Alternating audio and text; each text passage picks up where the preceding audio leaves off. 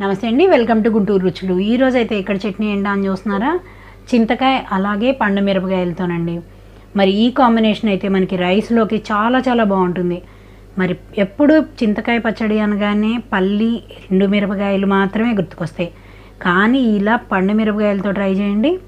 పండు మిరపకాయలు దొరికే సీజన్లోనే ఇలా చేసుకొని నిలవ పచ్చడిలాగా కూడా మనం పక్కన పెట్టుకోవచ్చు.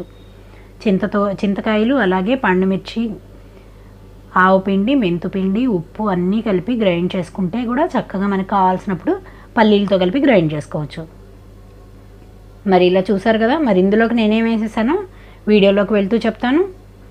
ఈరోజు అయితే ఇక్కడ చట్నీ పండు మిరపకాయలు అలాగే చింత తొక్కుతోనండి.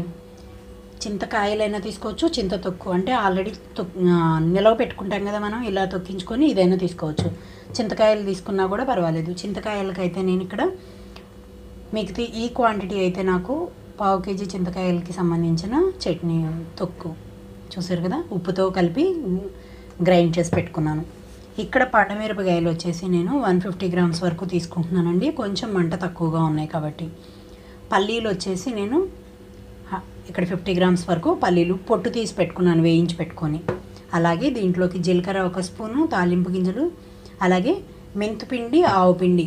మెంతుపిండి వచ్చేసి నేను స్పూన్ తీసుకుంటే ఆవు పిండి 1/2 స్పూన్ వరకు తీసుకున్నాను. వెల్లుల్లి రెమ్మలు ఒక 12 వరకు తీసుకున్నాను. మరి మిగిలిన ఇంగ్రీడియంట్స్ అన్నీ వీడియోలోకి వెళ్తూ చెప్తాను. ఇక్కడ చట్నీ గ్రైండ్ చేసుకునేటప్పుడు వేడి నీళ్ళు కావాలండి, కొంచెం గోరువెచ్చగా. అందుకని ఒక బౌల్లోకి గోరువెచ్చటి నీళ్ళని వేడి చేసుకుంటున్నాను. నీళ్ళు కొంచెం వేడిగా ఉండాలి చట్నీ మనకు నిల్వ ఉండాలంటే. ఇక్కడైతే స్టవ్ ఆన్ చేసి పాన్ పెట్టుకున్నానండి. ఇందులోకి ఆయిల్ తీసుకున్నాను నేను ఇక్కడ ఆయిల్ 2 టేబుల్ స్పూన్స్ వరకు తీసుకున్నాను పండు మిరపకాయలు వేయించుకోవడం కోసం. ఇక్కడైతే ఆయిల్ హీట్ అయిన తర్వాత పండు మిరపకాయలని మధ్యలోకి కట్ చేసి వేసుకుంటున్నానండి.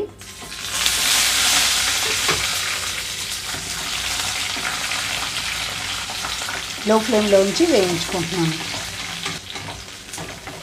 2-3 నిమిషాల పాటు లో ఫ్లేమ్లోనే ఉంచి వేయించుకోవాలి. ఇక్కడ మధ్య మధ్యలో కలుపుకుంటూ, మూత పెట్టట్లేదండి, మూత పెట్టకుండానే వేయించుకుంటున్నాను. మధ్య మధ్యలో కదిలిస్తూ ఉండాలి, రెండు చక్కగా వేగిపోవడం కోసం. ఇంకొక 2 నిమిషాల పాటు ఉంచుతున్నాను.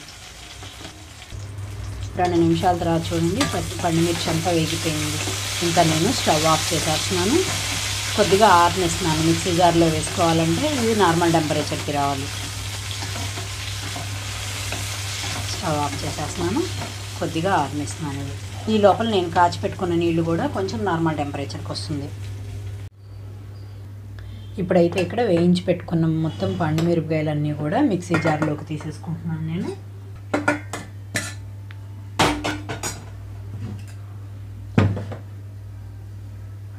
ఇందులోనే ఉప్పు కూడా వేసుకుంటున్నాను. పల్లీలు వేస్తున్నాను కాబట్టి ఉప్పు పడుతుంది, ఎందుకంటే చింతతొక్కులో ఆల్రెడీ ఉప్పు ఉంది. పల్లీలు మొత్తం వేసుకుంటున్నాను. వీటితో పాటుగా ఆవు పిండి అలాగే మెంతిపిండి కూడా వేసేస్తున్నాను.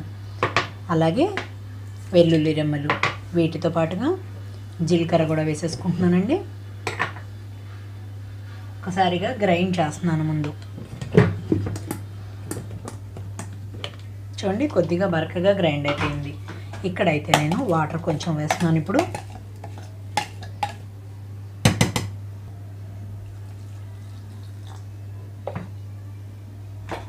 ఒకసారిగా గ్రైండ్ చేస్తున్నాను. మనకి పల్లి ముక్కలుగా లేకుండా మెత్తగా రావాలి. ఇక చూడండి మొత్తం మెత్తగా వచ్చేసింది. ఇప్పుడు ఇందులోకి చింతతొక్కు మొత్తం వేసేస్తున్నాను.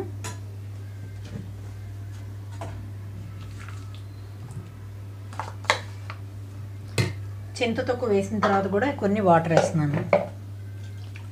ఒకసారి మీరు సాల్ట్ చూసుకోండి, సాల్ట్ సరిపోతే మొత్తం గ్రైండ్ చేసిన తర్వాత ఇంకొంచెం సాల్ట్ పెడితే వేసుకోవచ్చు. మూత పెట్టేస్తున్నాను మళ్ళీ.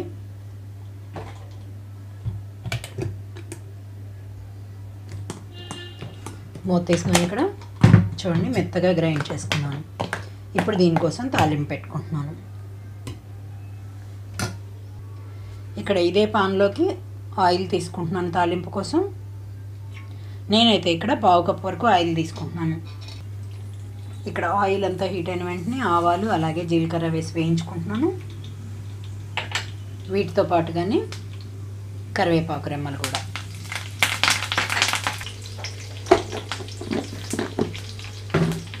ఇవన్నీ వేగిన తర్వాత ఎండుమిరపకాయలు చిన్న ముక్కలుగా కట్ చేసి వేసుకుంటున్నాను.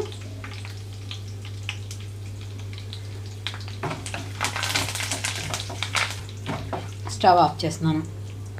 స్టవ్ ఆఫ్ చేసిన తర్వాత చట్నీ మొత్తం తాలింపులోకి వేసేస్తున్నాను. ఇది మనకి ఇలా గ్రైండ్ చేసి పెట్టుకుంటే ఫ్రిడ్జ్లో ఉండేటట్లయితే 1 మంత్ పాటు ఉంటుందండి. చక్కగా మనం పండు మిరపకాయలు కూడా వేయించుకున్నాం తడి లేకుండా. వేడివేడిగా అన్నంలోకి కొంచెం నెయ్యి వేసుకొని తింటే చాలు, చాలా చాలా సూపర్గా ఉంటుంది. తాలింపు అంతా కలిపేస్తున్నాను. చింతకాయలతో అయినా సరే ముందుగా చింతకాయలు, కొంచెం ఉప్పు, అలాగే జీలకర్ర, వెల్లుల్లి రెమ్మలు అన్నీ వేసి గ్రైండ్ చేసిన తర్వాత ఈ మిగిలినవన్నీ కూడా ఇలాగే వేసేసుకుంటే సరిపోతుంది. ఇప్పుడు నేను బౌల్లోకి తీసేసుకుంటున్నాను. ఇంకా